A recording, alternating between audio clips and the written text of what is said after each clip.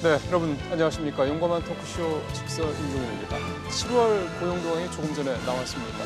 취업자 수가 30만 명 가까이 늘었고요. 실업자 수는 전달에 비해서 조금 줄었습니다. 상용직 근로자는 40만 명 넘게 늘었습니다. 이렇게 몇 가지 좋은 수치들도 있습니다. 하지만 제조업 취업자 여전히 많이 줄고 있고요. 40대는 여전히 취업자가 계속 좀 감소세입니다. 고용원이 있는 자영업자도 계속해서 10만 명 넘게 줄었습니다. 부진한 지표들도 눈에 띕니다. 조금 전에 나온 7월 고용 동향을 항목별로 좀 짚어보겠습니다. 우리 고용시장의 현재 상황을 진단해 보는데 양적인 면뿐만 아니라 질적인 면도 함께 살펴보겠습니다. 그리고 고용시장 개선을 위해서 정부의 대책이 어떤 식으로 좀 개선이 돼야 될지 이런 부분에 대한 전문가분들의 아이디어도 들어보는 시간 가져보겠습니다. 오늘 한 가지 더 좀 살펴볼 부분은 이제 내년도 예산 관련된 부분인데요. 정부와 더불어민주당이 내년도 예산을 올해보다 좀 더 확장하는 방향으로 어느 정도 좀 공감을 했습니다. 일본의 수출 보복 조치 등을 감안한다라는 그런 측면이 좀 포함이 돼 있는데 구체적인 내용 좀 들어보고 여러 가지 얘기 좀 해보겠습니다. 오늘도 여러분들의 말씀 듣겠습니다. 샵 3698 100원의 유료 문자로 의견 기다리겠습니다. 시작하겠습니다. 먼저 오늘 나오신 세 분 소개해드리겠습니다. 숙명여대 신세동 교수 나오셨습니다. 네, 어서 오십시오. 반갑습니다. 예. 김연학 서강대 교수 나오셨습니다. 어서 오십시오. 안녕하세요. 그리고 사회연대 포럼 정용건 운영위원장 모셨습니다. 위원장님 어서 오십시오. 반갑습니다. 예. 일단 저희 취재기자 전화 연결해서요. 7월 고용 동향 주요 내용부터 좀 정리를 해보겠습니다.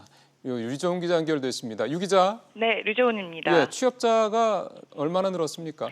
네, 통계청은 지난달 취업자 수가 지난해보다 29만 9천 명 늘어난 2,738만 3천 명을 기록했다고 밝혔습니다. 취업자 수 증가폭은 석 달 연속 20만 명을 웃돌았는데요. 이는 지난해 1월 이후 8개월 만에 최대 증가폭입니다. 지난달 고용률은 지난해보다 0.1%포인트 오른 67.1%로 집계됐습니다. 30대와 50대의 고용률이 올랐지만 20대와 40대가 하락했습니다. 업종별로는 보건과 사회복지서비스업에서 7% 올랐고 숙박과 음식점업이 4.4% 상승했습니다. 하지만 제조업과 도소매업에서 각각 2% 넘게 줄었습니다. 지난달 실업률은 3.9%로 지난 2000년 이후 최고치로 치솟았습니다. 실업자 수는 109만 7천 명으로 외환위기 여파가 있었던 1999년 7월 이후 가장 많았습니다. 40대 실업자는 줄었지만 20대와 30대, 50대 이상에서 증가해 전체적으로는 지난해보다 5만 8천 명 증가했습니다. 지난달 청년층 확장 실업률도 지난해보다 1.1%포인트 상승하며 23.8%를 기록했습니다. 이는 역대 최대치로 청년층 4명 중 1명은 사실상 실업 상태에서 벗어나지 못하고 있는 것으로 나타났습니다. SBS CNBC 류정훈입니다. 예, 한국별로 좀 중요한 포인트 몇 가지 좀 살펴보겠습니다. 일단 취업자 수가 29만 9천 명이 늘어났는데요. 이 부분부터 좀 한번 전문가분들 말씀 한번 들어보죠. 일단 신 교수님 네. 29만 9천 명 일단은 수치상으로는 30만 명 가까이 늘어났네요. 네, 대단히 좋은데 이제 전 제일 먼저 뭘 들여다보냐 하면 늘어난 분의 연령을 들여다보면 네. 30만 명이 늘어났는데 60대 이상이 38만 명 늘었고요. 50대에서 그러니까 50대의 분들이 11만이 늘었어요. 네네. 그래서 50대, 60대, 70대까지 합하면 여기서 50만 늘었습니다. 예. 반면에 30대, 40대에서는 상당히 많이 줄었어요. 특히 40대가 18만 명 줄었습니다. 예. 결론적으로 말하자면 지난 작년에 비해서 30만 가까이 늘었는데 네. 그 늘어난 것의 거의 절대가 50대, 60대에서 50만 명이 늘고 네. 30대, 40대에서는 한 20만 명이 줄어서 30만 명이 는 거니까 네. 취업자들이 굉장히 나이가 많은 분들 중심으로 늘었다. 이게 바람직한 상황인가? 네. 그런 질문을 던지는 거죠. 예. 취업자 수 관련해서도 우리 두 분 말씀 좀 들어보겠습니다. 우리 김 교수님은 어떻게 보셨습니까? 예, 일단 뭐 어쨌거나 그 취업자 수가 30만 명 정도 늘었다고 하는 건 저는 뭐 긍정적으로 봅니다. 작년 이맘때 이 자리에서 저희들 와가지고 한 달에 취업자 수가 늘은 게 몇천 명이 안 될 때도 있었습니다. 작년 8월에 5천 명 늘었다고 예, 이런 얘기 나올 그래서 때였죠. 야 이거 예. 큰일 났다 했는데 물론 이제 정부의 강력한 재정 지원 그리고 이제 신 교수님 지적하신 대로 이게 조금은 나이 드신 분들의 그 뭐랄까 아주 양질의 일자리는 아닐 수 있겠지만 뭐 경제가 어려운 상황이니까 일자리 자체가 늘어나는 것은 뭐 바람직하다고 보고요. 그다음에 저는 보면 제가 조금 또 긍정적으로 생각하는 부분 하나는 고용률이 물론 월별로 조금 차이는 있지만 꾸준히 늘고 있다. 우리가 지금 67.1%로 작년 OECD 기준 말씀하신 예, OECD 기준 67.1% 작년 대비 한 예. 0.1% 정도 늘었는데요. 네. 이게 무슨 의미를 갖느냐면은 고령화가 되면서 사실은 좀 나이 드신 분들도 취업을 해야 됩니다. 일본 같은 경우에는 우리보다 이게 10%가 더 높습니다.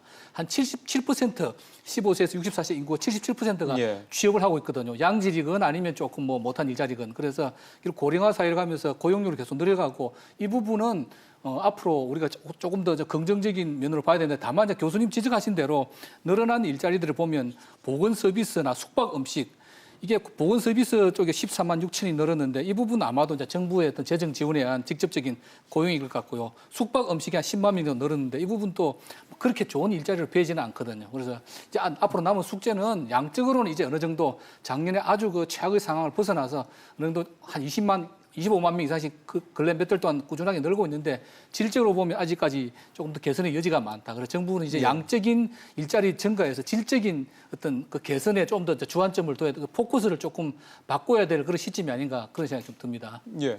우리 정 위원장님은 어떤 포인트를 잡고 예, 계세요? 전체적으로 취업자 수가 30만 명 가까이 늘어난 거는 첫 번째는 이제 기저효과입니다. 그렇죠. 예, 작년 7월, 8월 저희가 막 고용 참사라고 이야기할 때 그때 7월에 뭐 7천 명, 3천 명, 8월에 3천 명, 5천 명. 예, 그다음에 9월에는 4만 5천 명 이런 수준으로 상당히 낮았는데 기저효과 때문에 첫 번째는 올라와 있고 두 번째는 이제 정부가 일자리위원회를 중심으로 해서 고령층을 대상으로 신 교수님 말씀하신 고령층을 대상으로 일자리 만드는 노인 부분에, 일자리 노인 사업을 일자리에 적극적으로 집중해 펴고 있죠. 왔습니다. 그런데 예. 이제 노인 일자리와 관련해서 다양한 견해가 있지만 지금 우리가 고령화 사회로 가고 있고 전체 인구 중에서 노인 인구들이 자꾸 늘어나는 이 구조 속에서 노인 빈곤율이 심각하기 때문에 그렇죠. 노인 일자리 창출에도 정부가 적극적으로 나서야 됩니다.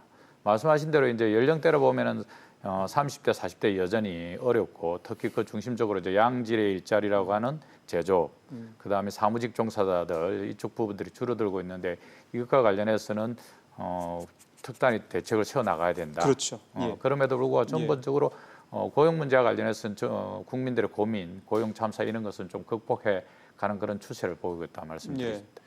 노인 일자리가 좀 신 교수님 또 뭐 세 분 다 공히 말씀하신 그쪽 일자리가 상당히 많이 늘어나는 건 분명한 사실인 것 같고요. 그 인구 특히 이제 경제활동 인구를 보니까 5, 60대 인구들이 굉장히 많이 늘었더군요.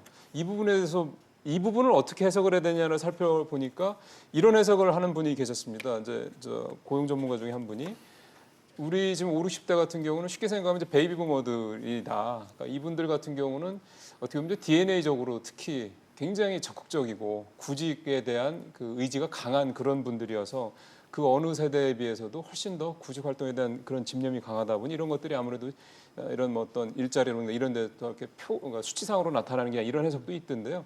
노인 일자리 문제가 일단 기본적으로 세 분 다 이제 고용의 질적인 측면에서는 부족한 부분이 있다라고 다들 공감하시니까 우리 이 노인 일자리 부분에 대해서 이 부분을 조금만 더 좀 살펴봤으면 좋겠는데 노인 일자리는 보통 어떤 데라고 우리가 이해를 하면 되겠습니까? 길거리에서 아침에 일찍 일어나시면은 보실 수 있어요. 그 취로 사업 같은 거 말씀하신 거예요? 아침에 막 동네 예. 이게 그 청소하시는 어르신네들도 있고 예. 또 뭐 각 그 지방자치 동사무소 단위로 노인네 분들에게 일자리를 다양한 형태로 그 예를 들면 뭐 벽지에 광고물을 뗀다든지 뭐 아니면 그 담배꽁초를 줍는다 뭐 다양한 형태의 그 사업이 있기 때문에 이제 그런 것도 이제 물론 노인네 분들의 경제적인 그것이 필요하다 뭐 그렇게 말씀하실 수 있는데 제가 꼭 지적하고 싶은 게요.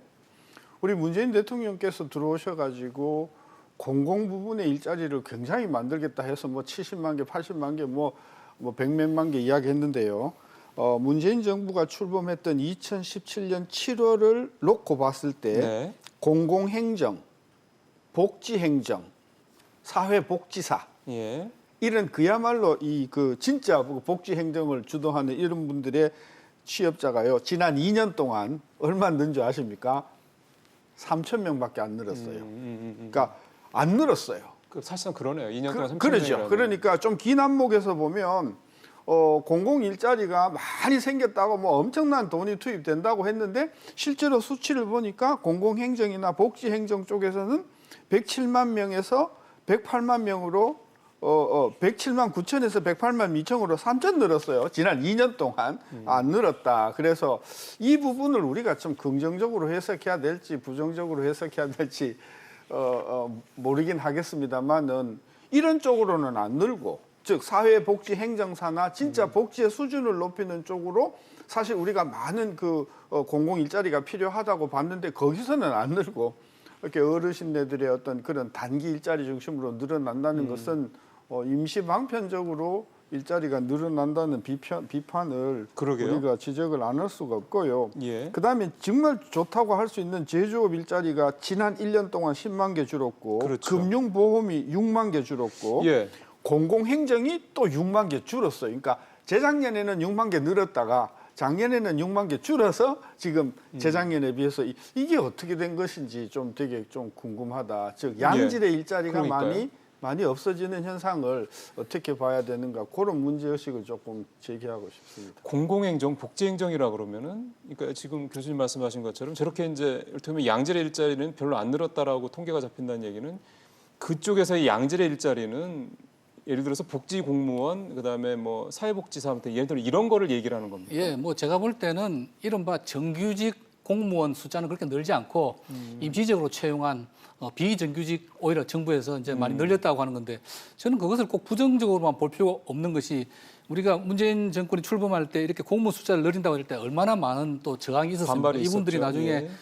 공무원들 정년이 보장이 되고, 그다음에 퇴직연금까지 공무원들 연금을 줘야 되는 그 국가 부담하는 비용이 굉장히 큰데, 아마 이거는 기술적으로 보면 이 기재부라든지 행정부처에서 이런 처음에 이제 그 어떤 선거 공약으로 이렇게 내걸었지만 실행 과정에서 예산상의 어려움이라는 게 있어서 예. 많이 채용은 정규직 공무원은 우리가 뭐 밖에서 기대했던 거 혹은 어떤 예상했던 것과 달리 많이 채용이 안 된 것 예, 같고, 예. 우선 취업 사정이 워낙 안 좋으니까 임시직 일자리에 그런 성격의 일자리가 많이 늘은 걸로 그렇게 해석은 가능할 것 같습니다. 그런데 뭐 예. 아까도 말씀드렸지만 예. 우리나라의 노령층 빈곤 문제가 심각하거든요. 뭐 아시겠지만 선진국은 은퇴한다 그러면 기본적으로 퇴직연금이 나오기 때문에 편안하고 안락한 삶을 누린다는 어떤 이런 의미가 있는데, 우리나라는 퇴직하면은 질병, 빈곤, 외로움 이런 거란 말이죠. 그래서 65세 이상 절반이 빈곤층이니까. 예, 그래서 이 문제를 해결하는 것이 시급한데, 뭐 기본적으로 연금 제도가 잘 돼 있으면 좋겠지만 그거는 아직까지는 맞는 뭐 말씀입니다. 뭔가 조금 뭐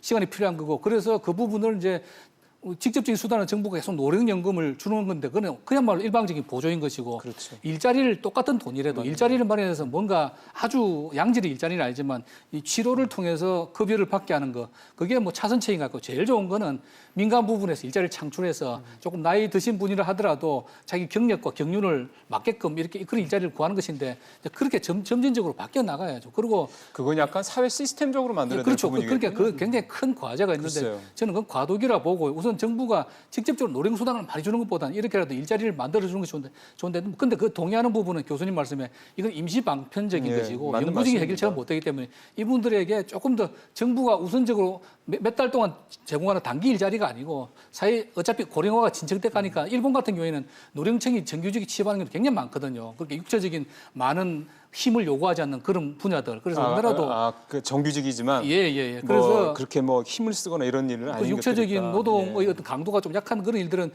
그 노령층 인구들 일본 보면 굉장히 많이. 그래서 아까 말씀드린 대로 전체 그 경제 고용률은 우리보다 OECD 기준으로 10% 더 높습니다. 높죠. 70%가 넘더라고요. 뭐 고령화를 막을 수 있으면 좋겠지만 피할 수 없이 오는 추세라면 그런 그렇죠. 부분의 어떤 사회 시스템을 점진적으로 개선해가는 그런 방향이 필요할 것 같고, 그런 측면에서 보면 노령 문제에 대해서 고령층 문제에 대해서 정부가 저는 뭐 신경을 많이 쓰고 있는데, 물론 이제 아직 뭐 한술에 뭐 배를 부르진 네, 않겠지만 멋있습니다. 예. 이런 방향을 조금 더 신경을 쓰는 것은 맞다고 봅니다. 예, 위원장님. 예.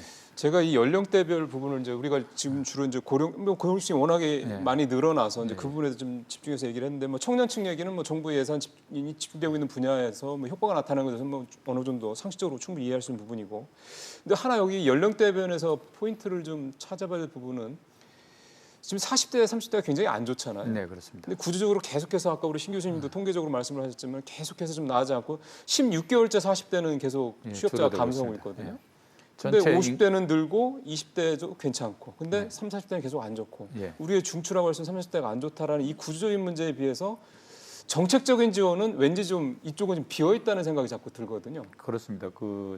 사실은 정책의 영역이 개입하기 어려운 부분이죠. 실제로 이제 노년 일자리 같은 경우에는 정부가 공공행정을 통해서 뭐 그렇죠. 다양한 택배라든지 또는 뭐 어린이 안전을 보호하게 한다든지 뭐 또는 뭐 요양사라든지 다양한 방식으로 정부가 할 수 있지만 사실은 이 부분은 양질의 일자리들이고 사실은 민간의 영역이고 기업의 영역입니다. 그래서 이 부분과 관련해서 정부의 개입의 여지는 없다. 그럼 결국 기업이 활성화될 수 있도록 그렇죠. 정부가 기반과 토대와 환경을 만들어주는 이런 부분에 집중해야 되는데 여전히 뭐 제조업 현장을 둘러보면은 자동차, 철강, 조선 뭐 우리가 알고 있는 주요한 그 대기업들이 다 어려운 구조 속에 노출돼 있고 최근에는 반도체까지 그 어려움에 바로 들어와 있는 이런 구조 속에서 30대, 40대와 관련된 지표는 계속 안 좋을 수밖에 없습니다. 그래서 이 부분과 관련한 문제를 해결하지 않고 대한민국의 양질의 일자리를 기대할 수는 없는 이런 구조입니다. 그래서 정부가 기업이 제대로 할 수 있게 하기 위한 예. 토대를 만드는 것.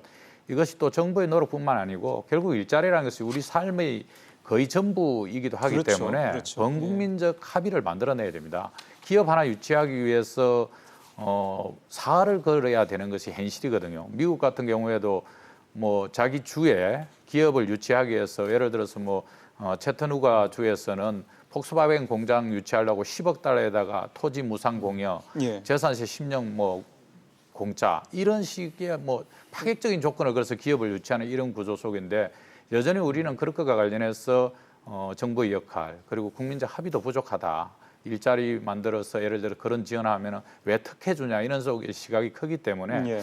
30, 40대와 관련된 부분과 관련해서 고민이 깊어져야 되고 국민적 합의가 있어야 되고 특히 일자리를 양질의 일자리와 관련한 이 부분들을 해결하지 않으면은 사실은 대한민국의 중추 산업도 없어지는 이런 구조로 갈 수밖에 없습니다.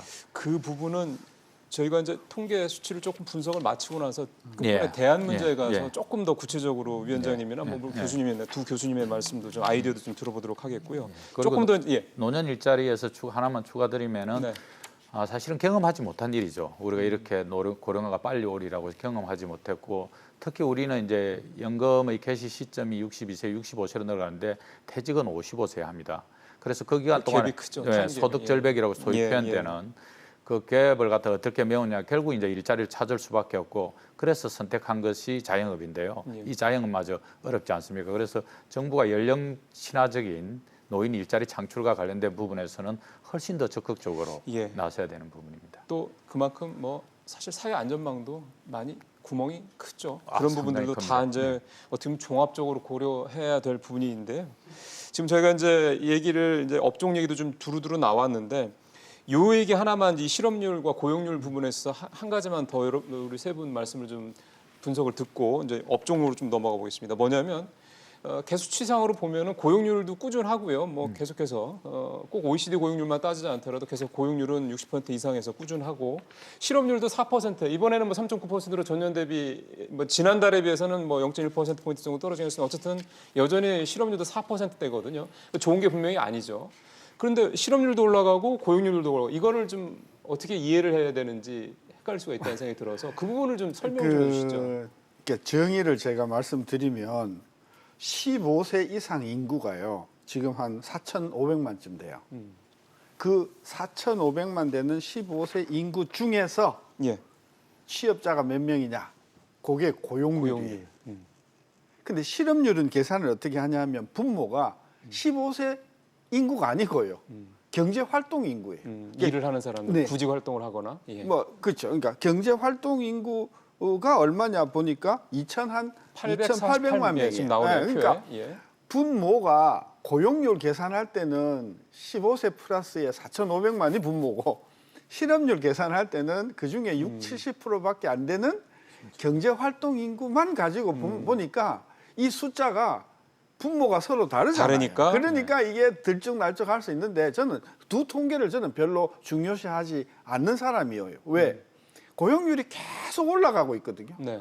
그리고 올라가거나 내려가도 거의 변동이 없어요. 예, 크지 않아요. 예. 실업률도 마찬가지예요. 네. 그리고 우리나라 실업률 통계라는 그 실업자의 통계 자체가 굉장히 좀 관용적이에요.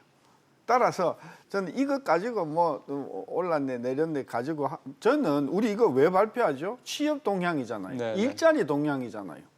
그런데 60세 이상이 뭐 40만 명이 늘어나 가지고 50세까지 합하면 50만 명이 늘어나가지고 지금 일자리가 좋다고 이야기하는 것은 저는 포인트가 아니라는 거죠. 노인네들을 위한 복지라고 하면 그걸 복지 차원에서 따로 다뤄야 되고 한 달에 한 번씩 발표하는 취업자 동일 정말 대한민국의 일자리가 제조업, 금융보험 실질적으로 중요한 일자리가 어떻게 되는가. 그래서 미국 같은 경우에는요. 취업자 전체를 보지 않고요. 난팜 고용, 비농업 비농업, 부분. 그러니까 예. 소위 말하는 이 비정상적인 단기 일자리를 빼고 핵심만 들여다보고 있지 않습니까? 저는 우리도 그런 관점에서 지금 예. 보면 이 고용 상황이 굉장히 계속해서 안 좋아지는데도 불구하고 매달 정부 발표를 보면 그래도 뭐 29만 명 괜찮다 이렇게 이야기하니까 지금 문제가 해결이 되지 않고서 계속 간다. 이걸 우리가 조금 생각을 달리할 필요가 있다는 거죠. 알겠습니다. 혹시 뭐 더 첨가하실 말씀 없으시면 예, 업종 제가 뭐 조금 첨부하자면 뭐 제가 그 신 교수님 말씀 100% 공감하고요. 근데 지금 경제 자체가 굉장히 좋지는 않습니다. 경제가 좋지 않은 상황에서 고용 지표가 양적으로도 좋지 않고 질적으로 좋지 않다면 뭐 당연히 비판했지만 경제가 굉장히 좋지 않은 상황에서 저는 이제 항상 드리는 말씀 경제가 나쁠 때는 우선 질적인 것보다는 양적인 데 치중해야 된다. 우선 그렇죠. 적은 급여를 받더라도 예. 취업하는 취업하는 사람 늘어나야 된다. 그게 제 취론이고 근데 만일에 경제 지표 굉장히 좋아서 성장률이 굉장히 높은데도 계속 질적으로 이렇게 나빠진다면 그거는 뭐 비판을 당연히 받아야 되겠죠. 예. 그러니까 그 좀 이게 이제 우리가 질적으로 문제가 됐다 이렇게 보고 있는데 사실은 우리만의 문제는 아닙니다. 마찬가지로 미국 같은 경우도 실업률이 이제 뭐 한 10%대에 갔다가 지금 뭐 50년 만에 최저치인 3.6, 4%대로 이렇게 들어왔는데요. 여전히 디지털 경제로 전환하는 과정, 네. 4차 산업혁명으로 전환하는 과정에서 구조적인 문제들도 있다. 그래서 실제로 중산층의 일자리는 사라지고 여전히 최저임금 선상의 일자리들도 미국은 계속 생기고 있습니다. 그래서 이건 우리나라만의 문제가 아니고 글로벌한 네. 경제가 안고 있는 이 문제를 갖다가 어떻게 우리가 잘 헤쳐나가냐 대안을 만들어야 될 부분이라고 이렇게 보고 예. 있습니다. 지금 뭐 마치 위원장님 그 말씀 하셔서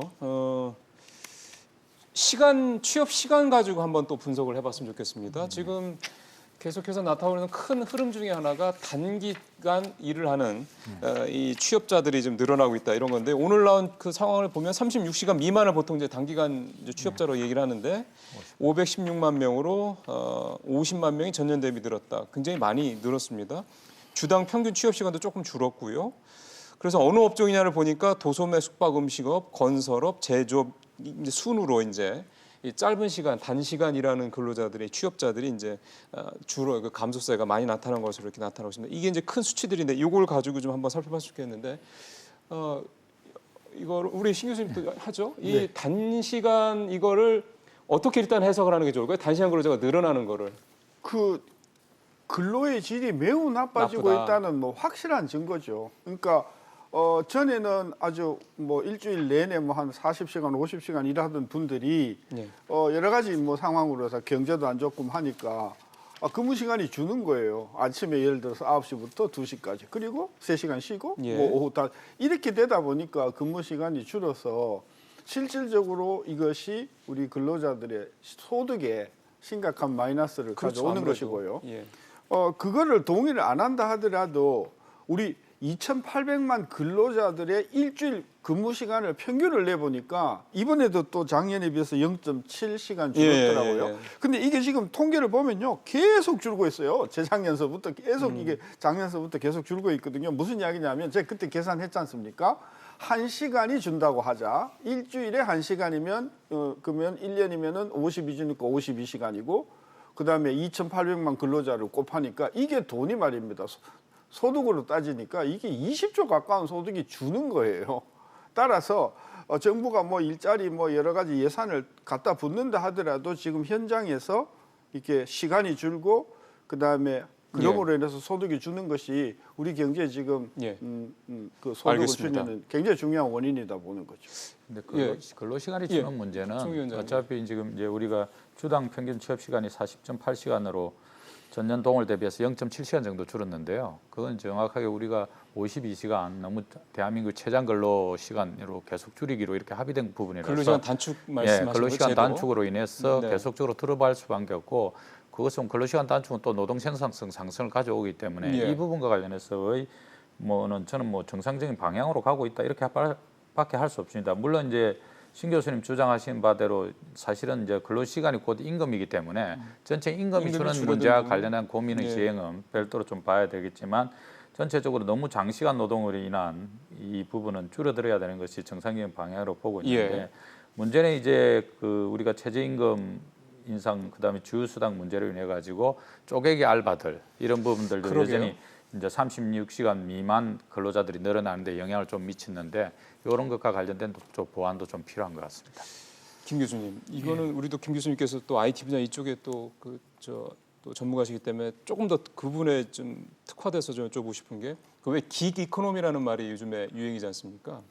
그러니까 그게 쉽게 하면 굉장히 기본적으로 시간 단위로 보면 굉장히 짧은 시간을 일하는 사람 또 그렇게 일하는 어떤 뭐 산업 이런 쪽으로 이제 긱 이코노미라는 얘기를 많이 하는데 이게 이제 외국에서 상당히 좀 많이 있다고 하고 특히 이제 IT가 발달한 나라일수록 선진국들이 그렇죠. 우리도 그런 부분들이 분명히 플랫폼 업체들이 많아지고 있으니까 그런 것들이 좀 나타나고 있고 그러니까 이거를 그런 측면과 연계해서 보기에는 아직은 무리인가요? 아직은 무리인 것 같고 왜냐하면 지금 정보통신 분야가 조금씩 늘고 있긴 하지만 그 여기는 주로 제조업 기반이 우리나라는 많은 거고요. 예. 여기 보면 우리 그 정 위원장님 위원장님, 말씀하신 예, 대로 예. 주당 취업 시간이 조금 줄은 거 이거 자체는 저도 뭐 그 어떤 근로 근로시간 조건이 단축 문제, 좋아졌다는 예. 의미에서 크게 반박할 건데 그 위에 줄에 보면 36시간 이상 취업자는 25만 명이 감소하고 네. 36시간 미만 미만 취업자가 취업자는 늘었다. 50만 명이 증가했다고는 뭐 누가 보더라도 일자리 쪼개기 그 일자리를 쪼개가지고 그러면 일을 36시간 미만을 일하다면 그냥 예를 들어서 원래 두 사람이 하던 일을 한 사람이 하게 되면 그럼 월급을 반만 받느냐? 그보다 더 적게 받습니다. 왜냐하면 정기적으로 주 일정 시간 이상을 근무하게 되면 여러 가지 수당이나 이런 게 붙어서 나오는데 일자리를 쪼개 되면 단순 알바가 돼야 버리기 그렇죠. 때문에 원래 시간 비례보다 훨씬 더 적은 급여를 받게 되거든요. 그래서 뭐 서두에 말씀 양적으로는 분명히 개선됐지만 질적으로 보면 가장 아픈 부분이 저는 항상 보는데 이 36시간 이상 취업자가 계속 줄고 있고 왜냐하면 52시간, 60시간 그 차원이 아니고 적어도 36시간 이상은 일을 해야 정규직이라고 볼 수 있는 그 제대로 된 직업이라고 볼 수 있거든요. 그래서 이 부분이 사실 개선돼야만이 정말로 일자리 질이 개선된다고 그거는 뭐 거의 확실한 이야기 같습니다. 예. 예, 위원장님. 근데 그 일자리, 그러니까 근로시간 단축제가 일좀 대기업은 시작이 됐고 예, 이제 그렇습니다. 이제 중소기업 이런 식으로 이제 소기업 이런 식으로 이제 단계적으로 실시가 좀 되는데 예. 사실 대기업들은 근로시간 단축 문제와 관련해서 금전적인 특히 임금적인 측면에서 크게 무슨 변화가 있지는 않다고 예, 하지 그렇습니다. 않습니까? 이제 그러니까 중소기업들 같은 경우는 이제 그 예. 임금 감소에 대한 부담이 크다고 봐야 되는 거죠. 그렇습니다. 지금 이제 52시간 도입돼 가지고 올 1월 1일부터 300인 이상 사업장은 다 예. 시행하고 있습니다. 그래서 이제 월급제들은 임금이 줄지는 않았고요. 그다음에 시급을 받는 데는 일부러 줄었지만 대기업들은 큰 영향을 미치지 않습니다. 이제 문제는 이제 내년 1월 1일부터 50인 이상 299인 이하 그렇죠. 사업장이 적용이 되는데 여기가 다 거의 중견기업들이고 거의 뭐 임금이 최저임금 선상입니다. 사실은. 그래서 근로시간이 임금인 이 구조 속에서 사실은 장시간 근로로 이렇게 버텨왔는데 기업들 이야기를 들어보면은 사실 공장 새로 짓기 어렵다. 신규 채용하는 것도 사실은 숙련도가 문제돼서 어렵다. 이런 거고 근로자들 입장에서는 임금 급속하게 줄 수밖에 없습니다. 뭐 한 70만 원 가까이 평균 월 줄 수밖에 없는 그런 구조를 좀 가지고 있더라고요. 52시간으로 제한하면은. 그렇게 하면 예, 그렇게 제한하면은 뭐 야간 수당, 특근 수당 포함해서 이런 것들이 전혀 작동이 안 되는 구조니까. 기존에도 대기업과 중소기업 간 임금 격차가 거의 50% 차이가 나는데 이렇게 되면 더 벌어지겠군요. 예, 금액 베이스로 하면 더 벌어질 수밖에 없고 그래서 사실은 내년 1월 1일 좀 특단의 대책을 세우지 않으면은 예. 기업은 기업 사이드로 어렵다고 할 것이고 근로자들은 임금이 줄어서 어렵다고 할 것이고 이 문제가 있어서 좀 걱정이 상당히 연령별로 예. 보면 또 그분들이 또 30, 40대들이 또 많으실 거 아닙니까? 그렇습니다. 그러니까 더안 좋아질 수도 제조업 있겠다는 말씀이에요. 현장에서는 그런 부분들이 있기 때문에 그래서 예. 이것과 관련한 고민들도 좀 빨리 풀어나가야 그래요. 되는 지금 뭐 사안입니다. 벌써 8월이고 8월 중순이니까 사실 그렇게 해서 시간이 넉넉하다고 볼 수도 없는 넉넉하지 문제인 것 않습니다. 같습니다. 지금 정 위원장님 지적하신 부분들 좀 정책 당국에서도 좀 감안하길 바라겠습니다.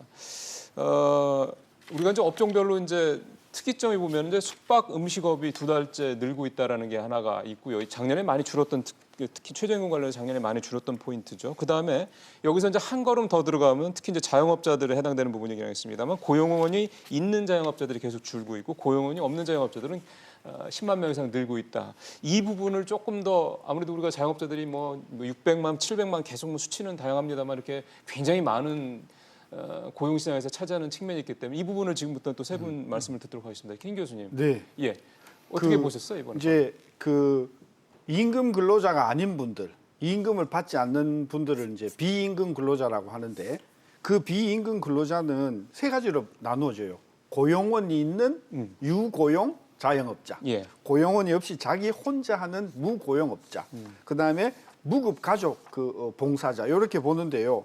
전체적으로 비임금 근로자가 5만 명 줄었어요. 작년에 비해서. 예. 5만 명 줄었는데 내용을 들여다보니까 유고용 자영업자가 14만 명이 줄었어요. 무슨 이야기냐면 제법 자영업을 크게 했단 말이에요. 그래서 고용원을 썼단 말이에요. 예, 예. 근데 너무 형편이 어려우니까 고용원을 그냥 다 해고를 시킨 거예요. 그래서 유고용업자가 자영업자가 14만 명이 줄었고 예. 반대로 고용원이 없는 자영업자는 11만 명이 늘었어요. 정리하면 지난 1년 동안 자영업자들 사이에 굉장히 중요한 구조적인 변화가 있었는데 뭐냐면 유고용 자영업자들이 사람을 해고를 하고 무고용 자영업자로 옮겨가면서 유고용 자영업자는 14만 명이 줄고 무고용은 11만 명이 늘었다. 간단하게 자영업자들이 일단 사람 많이 잘랐다 그런 이야기. 작년에는 근데 고용원이 있는 사람들은 줄고 고용원이 없는 사람들은 몇 달 그랬는데 이런 추세가 전반적으로 나타나고 그렇죠. 이제 아주 본격적으로 이제 최저임금으로 인한 이제 그 인건비 부담도 되고 경기도 안 좋으니까 자영업을 사람을 두고 했는 사람들이 자꾸 사람을 이제 줄이고. 해고시키면서 예. 무고용 자영업자로 전락하고 있는 상황인 거죠. 알겠습니다. 이 부분은 이제 또 우리 두 분 말씀도 또 들어보겠습니다. 우리 김 교수님께서는 이 부분을 어떻게 좀 해석하고 계세요? 이 부분은 뭐 아무리 부정할 수 없는 것이 최저임금제의 영향이 크지 않았나 싶습니다. 예. 뭐 신 교수님 말씀하신 대로 고용원을 데리고 하다가 그 최저임금이 많이 오르니까 이 예. 임금을 감당을 할 수 없게 돼서 처음엔 뭐 2명 데려 서서 1명 쓰고 1명 데려 서서 없이 이제 주인이 직접 하게 되고 그런 것들인데 아까 1년 전에 통계하고 보면 정확하게 대비가 되거든요. 1년 전에는 고용원 있는 자영업자가 7만 2천 늘고 고용원 없는 자영업자 10만 2천 줄었는데 예. 1년 만에 정확하게 반대가 되어버렸습니다.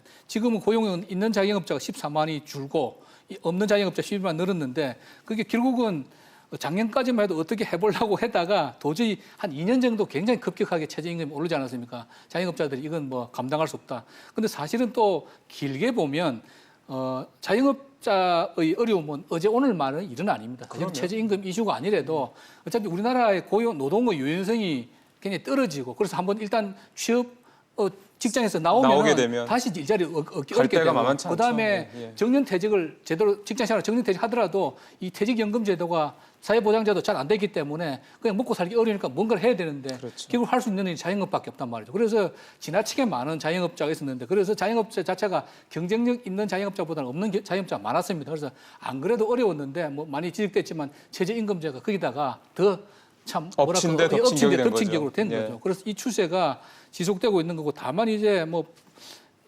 당사자들은 만족은 못하지만 내년에 최저임금은 상당 부분 인상이 억제됐기 때문에 이런 추세는 저는 어떻게 보면 계속 줄어드는 것은 어떤 자연스러운 그 구조조정의 한 과정일 수도 있겠다. 그러니까 고용원이 있는 고용이 없는 자영업자들이 자영업자 자체는 점점점 줄어드는데 그 부분도 감안해야 된다. 자영업을 그만두신 분들이 임금 근로자로 취업이 돼야 되는데 그게 그 부분 그렇죠. 연결고리가 맞습니다. 아직 약하다는 그 부분이 그렇죠. 좀 약점이죠. 예.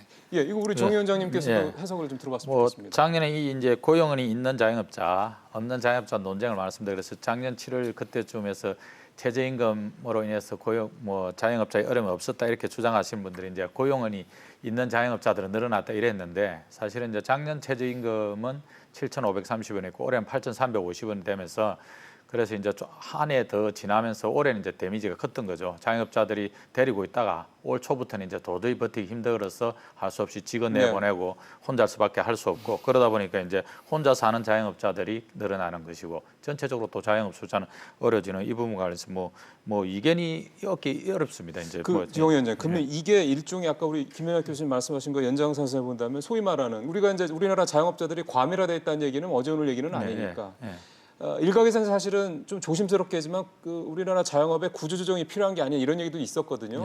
물론 뭐 그 뒤에 말씀하신 대로 끝나고 난 다음에 뭐 할 거냐에 대한 부분은 좀 차치하고 그러면 그런 부분들이 어떻게 보면 시장에서 자연스럽게 자영업 구조조정이 이루어지고 있는 부분도 있다고 해석을 할 수 있는 겁니까? 자연스럽게 이루어지다기보다는 수요 측면에서 보면은 이제 뭐 김영란법 미투 우리가 가야 할 길이지 뭐 52시간 그렇죠. 그런 것도 있죠. 그리고 최근에 윤창호법까지 뭐 이 가야 방향은 여기지만 수요 측면에서 상당한 압박이 됐죠 자영업자들은. 그리고 이제 비용 측면에서 최저임금이 데미지를 갖다가 주면서 이제 전체적으로 자영업이 어려졌는데 이걸 자연스럽게 볼 수 있겠느냐? 왜냐하면 대체로 한 55세 정도 되면 직장에서 나오는데. 연금 받을 때까지는 일을 안 할 수 없는 이런 그러면. 구조이고 연금 제도도 여전히 아직 성숙되지 않은 이런 구조 속에서 자연스럽게 보기는 어렵고 계속 늘어날 수밖에 없습니다. 그래서 일단 직장에서 나오는 사람들 실업급여 사회적 안전망으로 해서 한 1년 6개월 정도는 최소한 준비할 수 있도록 예. 재취업을 위해서 교육할 수 있도록 자영업을 해도 그 골목 식당에 나오는 백종원 씨가 이야기한 대로 좀 준비해서 들어갈 수 있도록 하는 이런 안전망과 관련된 부분이 저는 뭐 선진국 대비해서 우리가 턱없이 부족하기 때문에 필요하다고 이렇게 보고 있는 것이고요. 여전히 자영업자 문제는 아픈 부분이기 때문에 정부가 재정 세제 지원들도 예. 좀 강력하게 하고 사회적 안전망에도 자영업자들이 좀 들어올 수 있는 그런 공간들을 넓혀야 예. 됩니다. 알겠습니다. 우리 신 교수님 예, 말씀하실 거 있습니다. 7월 통계만 보면 고용은 있는 자영업자가 13만 9천 줄고요. 네. 그다음에 무고용 자영업자가 11만 늘었거든요. 그 차이가 2만 6천입니다. 그렇죠. 무슨 이야기냐? 자영업자가 네트로 2만 6천 개가 없어졌다는 이야기예요. 근데 더 중요한 것은 그 지난 1년 동안 유고용 자영업자가 많이 생겼을 거 아니에요.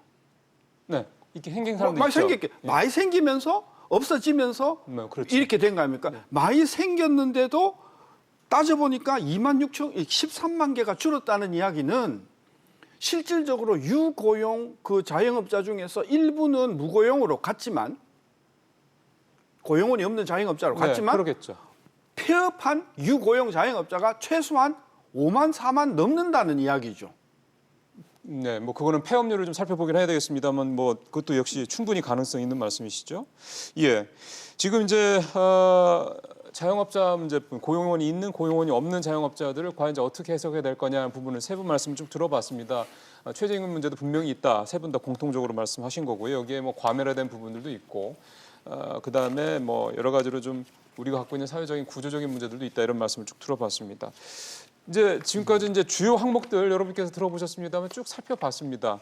아마 어느 분도 우리 고용시장 상황이 굉장히 좋아지고 있다라고 느끼시기에는 동의하시기 힘드실 겁니다. 그만큼 아직은 우리 고용시장 상황에 냉기가 흐르고 있다 이렇게 봐야 될 것 같은데요. 그러면은 지금 상황에서 단기적이 됐든 중장기적이 됐든 우리 고용시장 상황을 조금 더 좋게 개선해 나가는 데 있어서 어떤 대안들이 있으면 좋겠는가 이 부분을 세 분 말씀을 좀 듣고 다음 주제로 넘어가겠습니다.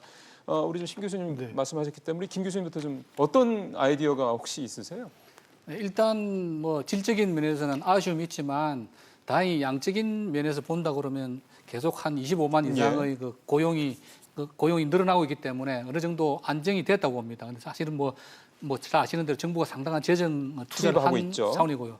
그럼 결국은 이제 앞으로 나가야 될 길은 정부가 재정을 통해서 직접 고용하는 것보다는 고용의 주체는 민간이 되고 민간이니까. 정부가 도와주는 그런 역할로 조금씩 역할을 변화시켜야 된다고 보거든요. 그래야 이제 저는 그 고용의 그렇죠. 질도 좀 좋아진다고 봅니다. 어떻게 그렇다고 하면 보면은 될까요? 예. 똑같은 예산을 쓰더라도 직접 임금을 주는 것보다는 직업 전환 교육을 시킨다든지 직업 전환 교육. 뭐 퇴직한 분들이 어떤 분명히 우리 사회도 아직도 중소기업은 사람을 못 구해서 뭐 굉장히 또 애가 타는 그런 회사도 많이 있단 말이죠. 그걸 그런데 뭐 거기 가려고 그러면 지금 젊은이들은 어차피 뭐 조금 더 대기업을 취직하고 싶어서 중소기업을 기피하는 그런 거 있지만은 조금 나이 드신 분들은 중소기업에 가고 싶어도 자기 원래 하던 분야랑 안 맞다든지 뭐 그런 것 때문에 못 가는 분들 몰라서 못 가는 분들도 몰라서 못 있고요. 가는 분들도 있고 그래서 그런 교육 훈련을 준다든지 필요로 하는 어떤 직종들하고 수요자와 공급자를 좀 잘 매치시켜주는 그런 역할을 정부가 조금 더 적극적으로 말하자면 과거에 직업 소개소 같은 그런 역할을 조금 더 하고요. 또 뭐 일부 비판의 여전히 있지만 굉장히 형편이 어려운 중소기업들, 특히 이제 청년을 고용하거나 아니면 노령층을 고용하는 경우에는 정부가 직접 그 사람들 임금을 주는 것보다는 기업이 그를 고용하는 기업에게 정부가 보조금을 준다든지 직접 고용보다는 물론 지금도 지금도 있죠. 일부 하고 있지만 그런 부분을 조금 더 더 적극적으로. 조금 정교하게 그렇게 해서 어떤 예측 가능한 그런 제도를 좀 만들어 줬으면 좋겠다. 그런 생각입니다. 그 김 교수한테 하나만 더 여쭤보겠습니다. 그 병역 특례 제도 있지 않습니까? 네네네. 이거는 이제 특히 이제 최근에 일본의 보복 조치와 관련해서 부품이나 소재, 장비 그쪽에 있는 데서는 병역 특례의 니즈가 그러니까 수요가 굉장히 있는데 네. 정부는 병역 특례들을 뭐 형평성 문제 때문에 좀 축소 뭐 이런 입장이라고 좀 해놔져서 기업에서는 그런 것들을 좀 적어도 유지해달라는 바라는데 이런 어떤 시장과 정부의 어떤 입장 차이인 부분들도 조금 네, 그 문제에 대해서는 참 일단이 있는데요. 아, 일단 아시다시피 인구가 줄면서 병력 자원이 지금 많이 줄고 있다는 그런 거고요. 그다음에 일부 특례 업종에서 이 운영을 잘 못하고 있어요. 아, 그래서 정말 국가가 맞습니다. 필요한 기술 개발에 이런 게 집중하고 있는 대다수는 그렇게 하지만 가서 그야말로 특혜, 가서 제대로 근무도 안 하면서 병역만 때우는. 예. 그래서 저는 아마 정부가 이걸 엄밀하게 진단을 해서 그런 지금 8월 달에 제도를 바꾼다, 줄인다 그런 이야기가 있는데 냉정하게 진단해서 그 제도는 당연히 유지를 해야죠. 다만 네. 그것이 꼭 정말 국가 직접적으로 군대 가서 국가 봉사하는 것보다 이 분야에 우리나라 기술 발전에 기여함으로써 더 봉사하는 바가 크다라고 예. 하는 명확한 어떤 결론, 사회적인 합의가 필요한 것이고 그렇다고 한다면 현재의 병역 특례 제도를 잘 잘 들여다봐서 장점을 살리고 그렇죠. 문제가 되는 부분도 줄여야 된다고 봅니다. 예, 그 이를테면 일부 미꾸라지 때문에 전체 연못이 흐려질 수는 없는 거니까요. 우리 정 위원장님께서는 어떻게 하면 조금 더 고용의 질적인 측면, 양적인 측면도 그렇고 조금 더 지금보다 상황을 좀 개선시킬 수 있을까요?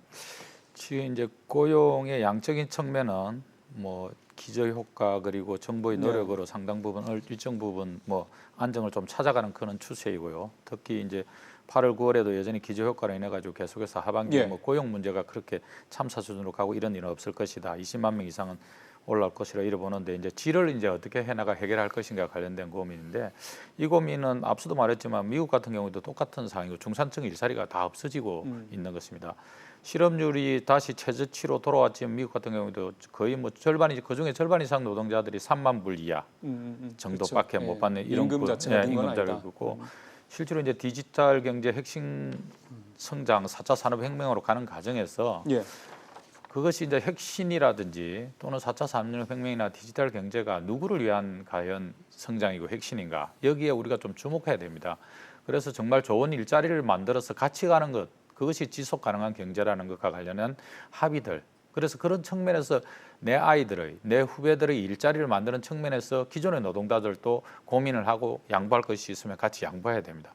기업도 마찬가지로 기업이 좀 제대로 할 수 있도록 하고 양질의 일자리를 만들 수 있도록 정부나 또는 노동자들의 역할을 갖다 같이 만들어야 되는 것이죠. 그렇지 않으면은 거의 모든 부분에서 다 최저임금 선상에 있습니다. 미국도 만들어진 일자리가 2008년 금융위기 이후에 만들어진 일자리들이 간호조무사, 노인요양사, 간병인, 보육도우미, 식당, 식자재 업체 근무 이런 일자리들 중심으로 질적으로 좋다고 볼 수는 없고 실제로 좋은 일자리들이 만들어지지 않고 그 전부 거의 전 사업장들이 7달러에서 13달러 수준의 최저임금 선상의 일자리들을 만들어져 있습니다. 그래서 이걸 빨리 전환을 하고 그런 노력 합의들이 일어나야 된다고 보고 있습니다. 좀 더 구조적인 구조적인 문제 어떤 체질 개선, 그렇죠. 구조적인 전환, 이를테면 조금 큰 틀의 얘기를 말씀을 좀 해주시고 큰 틀에서의 논의나 동의들이 만들어져야 된다고.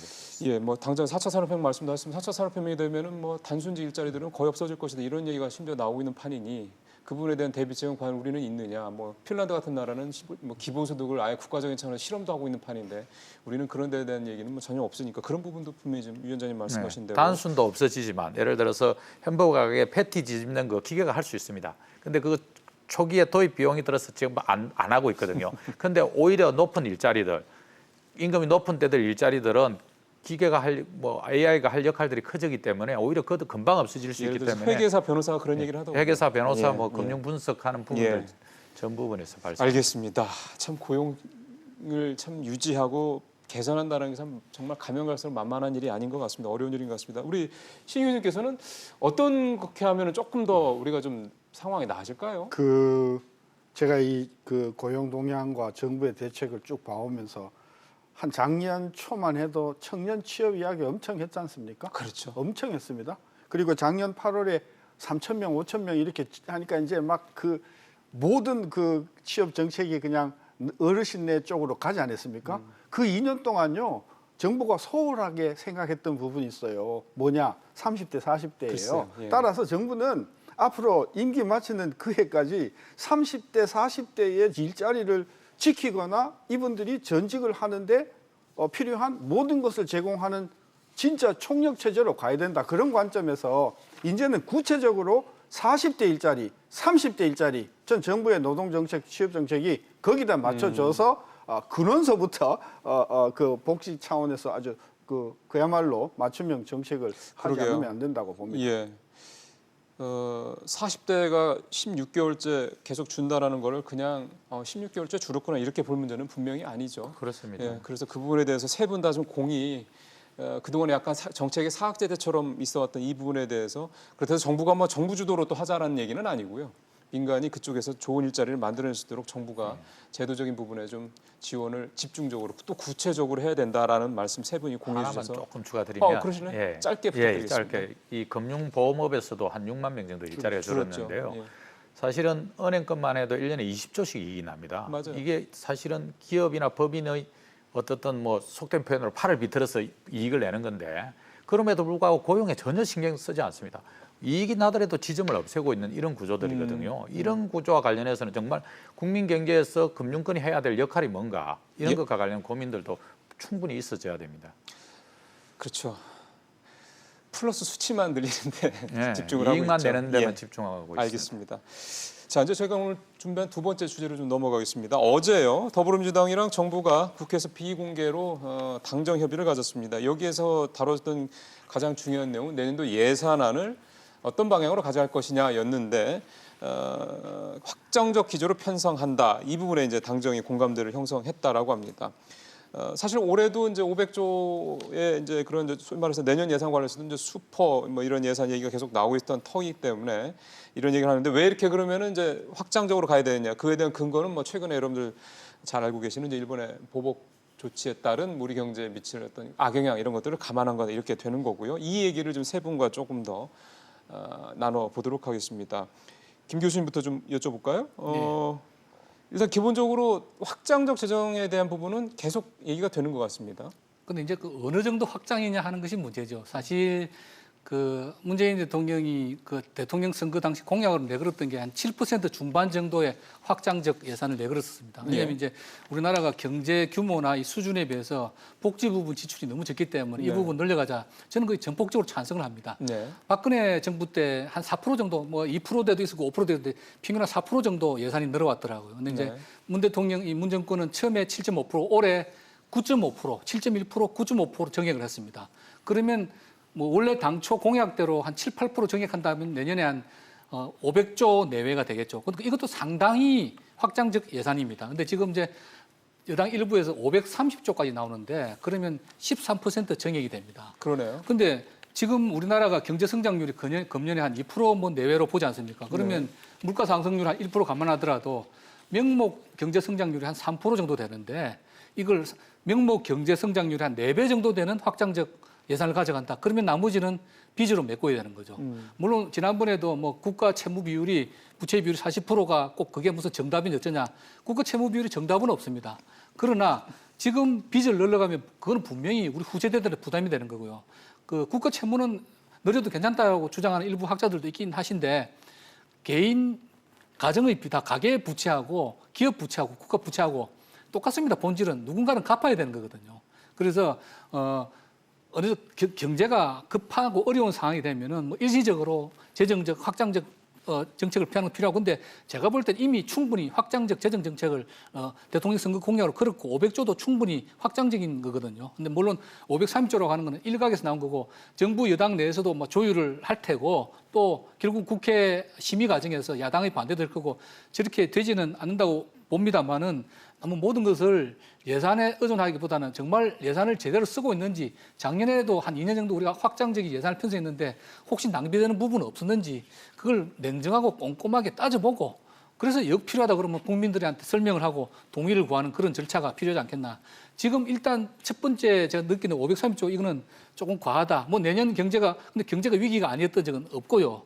저런 식으로 1년에 10% 이상씩 예산을 확장적 예산을 펼쳐 지금까지는 세수가 잘 거쳐서 지난 4년 동안은 크게 이제 적자 재정이 없었는데 이제 올해부터 이미 상반기에 1조 정도 작년보다 덜 거쳤다 하는 거고요. 지금 장기 경제 전망을 보면 내년 내후년에도 세수가 늘어날 가능성은 별로 없고 그러면 전부 국가 부채로 메꿔야 되는데 그런 부분에 대해서 장기적인 어떤 통제의 계획을 세우고 해야 돼. 무조건 쓸 것부터 생각할 것이 아니라 들어오고 어떻게 이걸 메꿔 나가느냐, 수입과 지출을 같이 좀 생각하면서 예산을 좀 편성했으면 좋겠습니다. 예. 신 교수님 말씀 좀 들어볼까요?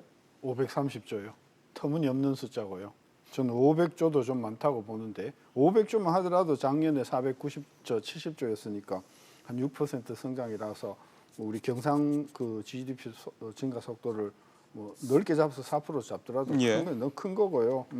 저는 뭐 불가피하다고 보는 측면이 있긴 있어요. 이 경제도 어렵고 여러 가지로 외부 여건도 있고 하기 때문에 우리가 좀 확장 예산은 뭐 불가피하다고 보는데 이렇게 그냥 갑자기 530조 들이대면 많은 국민들은 그 돈 어디서 나오는 건데?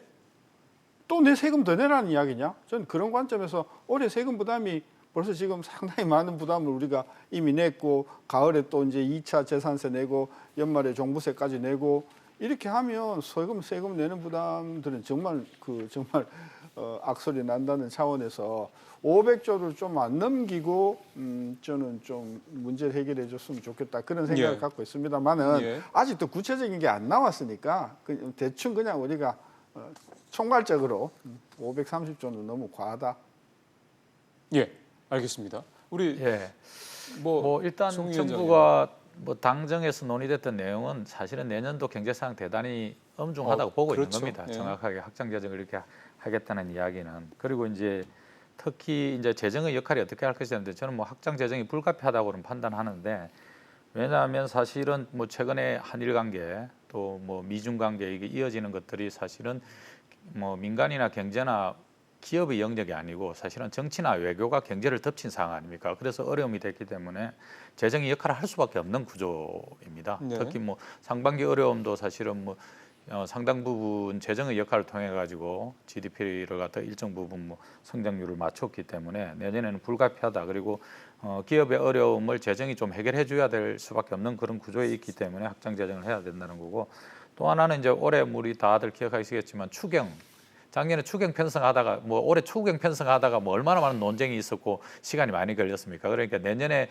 뭐 정부 여당의 입장은 내년에는 추경이 논쟁 없게 하기 위해서 대폭적으로 요구해가지고 아예 처음부터 대폭적으로 하자. 이 두 가지가 아마 같이 작동을 하고 있는 것 같고요. 지난 5월에 이제 정부 그 국가재정전략회의에서 나온 이야기 중에 하나는 뭐 당시 홍남기 부총리 4% 때문에 뭐 40% 때문에 좀 혼이 났지만은 뭐 확장 재정을 하지 않으면 국민과 국가에 대해서 죄를 짓는 거다 이런 이야기가 오갈 정도로 확장 재정에 대한 요구는 상당히 정부 내에서도 뭐 상당히 많이 있는 걸로 알고 있습니다. 예. 그러니까 기본적으로 청와대와 이제 여당은 이제 확장 재정에 대해서는 상당히 이제 강한 의지를 갖고 있다. 그리고 강한 의지를 갖고 있는 그 배경에는 지금 여러 가지로 경제 상황이 좋지 않다. 그런 상황에다가 이제 돌발적인 뭐 일본의 보복 조치까지 이제 생겼다. 어떻게 보면 이제 확장 재정을 하려는 생각을 하고 있던 차에 이제 일본의 무역 보복이라는 또 어떻게 보면 이제 명분도 생겼다고 또 볼 수가 있는 거고요. 그러면 이제 우리가 확장 재정을 하는 부분에 대해서 사실은 여러 가지로 논란도 많고 여기 계신 우리 세 분도 뭐 확장 재정에 대해서 방향 자체에 대해서는 공감하지만 뭐 500조를 넘기고 이런 부분에 대해서는 좀 부담스럽다라는 말씀을 하셨기 때문에 우리 재정 상황이 과연 확장 재정을 이렇게 몇 년째 계속하고 500조 뭐 또 530조까지 가는 데서 우리 재정 상황이 그렇게 좀 문제가 있는 거냐 없는 거냐 이런 부분을 한번 또 말씀을 들었으면 좋겠는데 우리 김 교수님 먼저 좀 지금 시작하시죠. 이제 우리 정부가 확장 정책을 해도 괜찮다고 하는 거는 국가 채무 비율이 OECD 평균에 비해서 현저히 낮다고 하는 겁니다. 그런데 지금 뭐 40%를 어느 정도 기재부에서 내부 가이드라인으로 삼고 그 부분에 대해서 대통령이 질문도 했었고 부총리가 제대로 답변도 못하고 그런 것인데 이게 지난번에 6월 달에 또 다른 어떤 턴어라운드 있었죠. 한국은행에 추계해 보니까 2010년에서 2015년 기준 다시 추계해 보니까 GDP가 많이 늘었더라. 그래서 올해 그 국가 채무 비율이 38.2%가 아니고 35.9%다. 예. 2.3%가 떨어진 거예요. 그래서 웬만큼 국가 부채를 국채를 발행하더라도 예. 40%를 당분간 깨지진 않겠다. 지금 자막에 나온 45%는 그 한국은행에서 그 수치를 개정하기 전에 이야기고요. 얘기고, 지금은 웬만큼 해도 당장 내년에 40%를 넘어가는 일은 없을 거다. 근데 그거는 어디까지 통계상의 수치상의 어떻게 뭐 이렇게 마사지라고 할 수 있는 거고 제가 드리는 말씀은 40%, 45%가 중요한 것이 아니고 저도 기업체에서 예산을 오래 담당해봤는데 예산이라고 하는 건 한번 늘려놓잖아요. 그 줄이기가 굉장히 어렵습니다. 한번 이렇게 주기 시작한 혜택이라든지 이런 세금 혜택은 그 경제가 어느 정도 좋아지니까 줄이자. 어렵습니다. 그렇기 때문에 한번 늘릴 때 굉장히 신중해야 된다는 것이고요. 그래서 한번 늘려놓으면 줄이기 어렵다. 그런데 아까 서두에 말씀드렸지만 우리가 명목 GDP 성장률 3, 4%에 불과한데 그리고 지금 이미 충분히 제가 볼 때는 문재인 정부 들어서 한 7%, 8% 정도로 확장적인 재정 정책을 하고 있습니다. 그게 뭐 네. 대통령 공약 사항이었으니까 국민들도 그걸 보고 찍어줬던 거고요. 그건 기본적으로 복지를 좀 늘린다는 그런 전제하에서 한 건데요. 10%를 넘는 저런 그 지나친 너무 급속한 그 예산의 확대는 국가 채무를 단기간에 급속히 증대시키는 뿐만 아니라 이게 앞으로도 그럼 내후년에 그럼 확 줄일 거냐?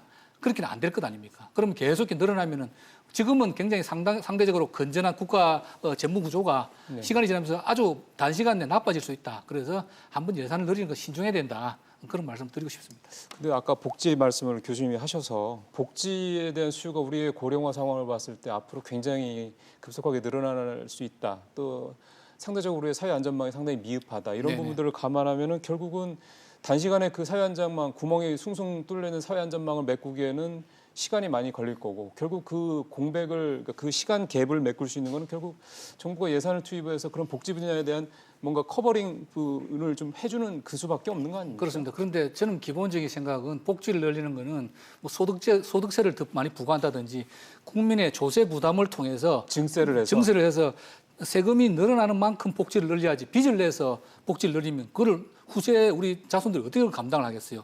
근데 지금은 당장 보면 경제 자체도 어렵고 정세에서 복지 국가로 좀 유럽 같은 경우에는 우리보다 조세 부담률 2배는 높거든요. 그 사회적 합의가 있었던 거예요. 이렇게 해서 내가 세금은 많이 내지만 퇴직 후나 혹은 내가 아플 때 국가에서 이만큼 의료나 복지제도를 해준다는 믿음이 있기 때문에 그렇게 국민적 합의에서 가는 거. 우리는 아직 근데 뭐 정당 간의 의견도 많이 다르고 합의가 저는 사실은 복지를 확대해야 된다고 생각하는 사람입니다. 그러니까 그렇게 말씀하셨어요. 그렇지만 이것이 점진적이어야 하는 거죠. 제가 말씀드린 건 지금 이미 명목 GDP 성장률의 2배 가까운 속도로 확장적 재정 정책을 펼치고 있는데 여기서 더 가속을 붙이고 하는 거는 급격하게 그건 단기간에 또 세금을 증세하는 것은 어려울 거 아니겠습니까? 그러면 국가 부채가 많이 늘어나는 것인데 이건 신중할 필요가 있다. 그래서 국민들하고 공감대를 이루는 만큼 그리고 우리가 감당할 수 있는 만큼 그렇게 복지 수준을 점진적으로 늘려나가야 된다는 것이죠. 알겠습니다. 저희가 시간이 딱 3분 정도 남아서요. 우리 신 교수님하고 정 교수님, 우리 정 위원장님한테도 이제 한 1분 반 정도 이렇게 말씀 좀 들었습니다. 이 정부가 들어와서 어마어마한 그 재정 확장을 통해서 2년 동안 거의 재정을 한 70조 늘렸단 말이에요. 그럼 그 70조 늘려서 소비가 살아났나? 소득이 살아났나?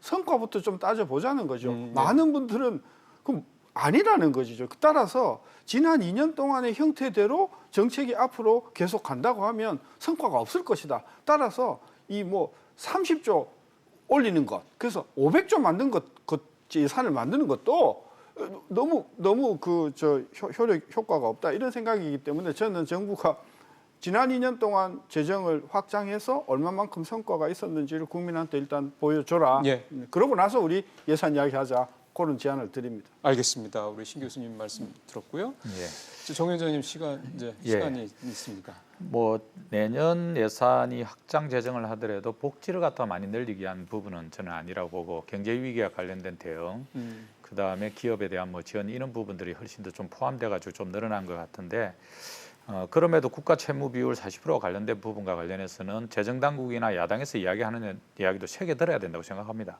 사실은 우리가 기축통화국이 아닌 상황에서 국가 채무 비율 40%를 정한 거는 곱하기 2 정도 해가지고 우리는 한 80% 사실은 국가 채무 비율이 되는 거다.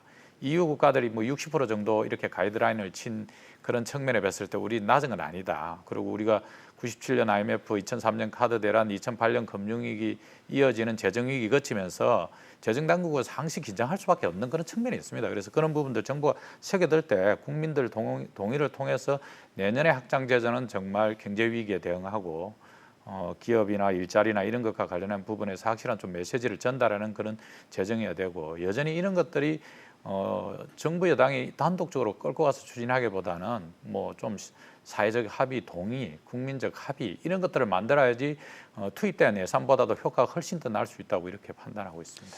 예.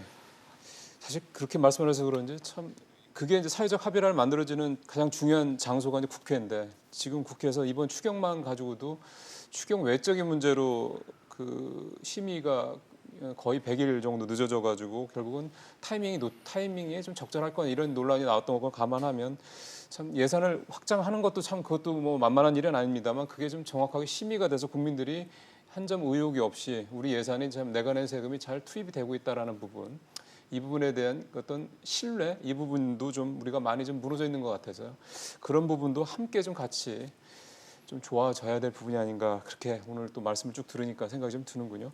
알겠습니다. 오늘 두 가지 포인트, 고용 동향하고 내년도 확장 재정 관련된 이 두 가지 주제를 가지고 세 분과 얘기 나눠봤습니다. 신세돈 교수님, 김연학 교수님, 정영국 위원장님 말씀 잘 들었습니다. 고맙습니다. 네.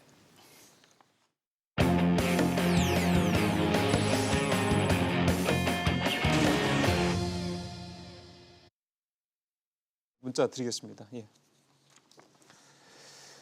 문재인 대통령이 조국 법무장관 후보자를 비롯해 7명의 후보자에 대한 인사청문회 요청안을 오늘 국회로 보낼 것으로 알려졌습니다. 야당은 당연히 송곳 검증을 벼르고 있죠.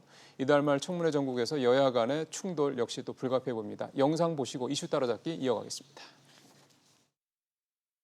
조국 법무부 장관 후보자, 조성욱 공정거래위원장 등 7명에 대한 인사청문 요청안이 오늘 국회에 제출될 것으로 보입니다.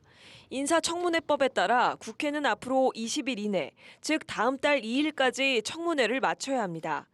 여야는 특히 조국 법무부 장관 후보자를 둘러싸고 연일 날선 공방을 이어가고 있습니다. 더불어민주당은 자유한국당의 색깔론 공세를 강력히 비판하면서 조국 후보자 엄호에 나섰습니다. 인사청문회 자리는 공안 조서를 작성하는 자리가 아닙니다. 자유한국당은 벌써부터 정상적인 검증 대신에 몰 이성적 색깔론을 들이대고, 한국당을 중심으로 한 보수 야당은 조 후보자가 산호맹 관련 사건으로 실형을 받은 이력이 있는 만큼 법무부 장관의 부적격하다며 지명 철회까지 요구했습니다. 그에 맞는 처신과 행동을 해야 합니다. 그런 점에서 부적격하다는 판단 때문에 제가 말씀을 드린 겁니다. 보수 야당들은 또 한상혁 방송통신위원장 후보자에 대해서도 가짜뉴스는 표현의 자유에 해당하지 않는다고 말한 것과 관련해 중립성과 정치적 편향성에 문제가 있다며 송곳 검증을 벼르고 있습니다. 예, 이슈 따라잡기 오늘 시사평론가 김수민 평론가 모셨습니다. 어서 오십시오. 네, 반갑습니다. 말씀 앞에서 이제 리포트에 나온 대로 이제 시작이 사실상 됐는데, 일단 한국당에서는 이제 역시 첫 번째 그 타겟으로 네. 조국 역시 후보자를 이제 지명 철회를 요구하고 나섰더군요. 네, 그렇습니다. 아무래도 뭐 최근에는 문재인 대통령의 페르소나라는 표현까지 나오던데, 조국 수석이라고 했을 때 문재인 정부의 하나의 상징적? 표상, 네. 상징처럼 돼 있는 그런 존재고, 또 대선 주자로 본인의 의사와는 무관하게 분류가 되고 있고, 현재 개각에 포함된 인사들 가운데서 가장 정치적으로 두드러지는 인사이기 때문에 아무래도 자유한국당 입장에서는 대표 인사로 조국 전 수석을 찍어서 거명하면서 이제 공세를 퍼붓는 네. 이 경로는 뭐 이미 충분히 예상되었던 것입니다. 앞서 리포트에도 나왔습니다만은 여러 가지 포인트가 있습니다. 그 중에 한 포인트는 역시 산호맹 관련된 건인데, 이게 나중에 그 무혐의 판결이요? 뭐 무죄로 네. 판결이 나오고 뭐 민주화 유공자까지 뭐 이렇게 됐다, 이런 얘기들이 나와서 네. 이거를 우리 시청자분께서는 어떻게 이해를 하시는 게 좋을까요?